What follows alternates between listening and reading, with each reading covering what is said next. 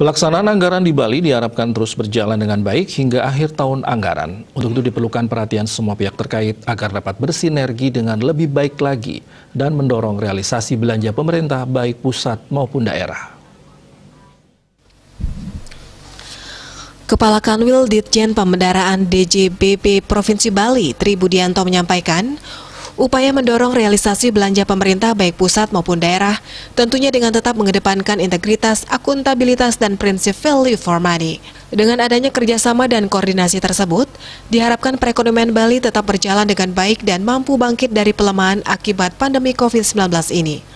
Ia pun menyebut dari aspek fiskal daerah, realisasi APBD pada triwulan pertama tahun 2021 ini berjalan cukup lambat, mengingat kondisi yang belum menguntungkan akibat pandemi COVID-19. Realisasi APBD se-Bali baru mencapai 2,4 triliun atau 8,2% dari pagu yang tersedia. Capaian ini bahkan lebih rendah jika dibanding dengan jumlah transfer dari pemerintah pusat yang diberikan kepada Pemda di Bali yang telah mencapai 2,6 triliun rupiah.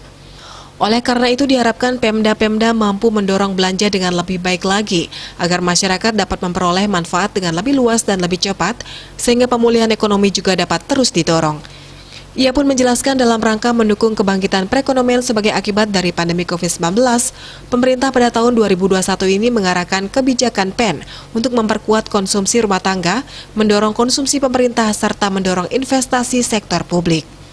Untuk itu terdapat 3 game changer atau kunci keberhasilan yang harus dilaksanakan, yaitu intervensi kesehatan dengan keberhasilan dalam penanganan COVID-19 melalui vaksinasi gratis dan program 3M dan 3T. Selanjutnya program perlindungan sosial dan dukungan UMKM, termasuk reformasi struktural melalui Undang-Undang Cipta Kerja.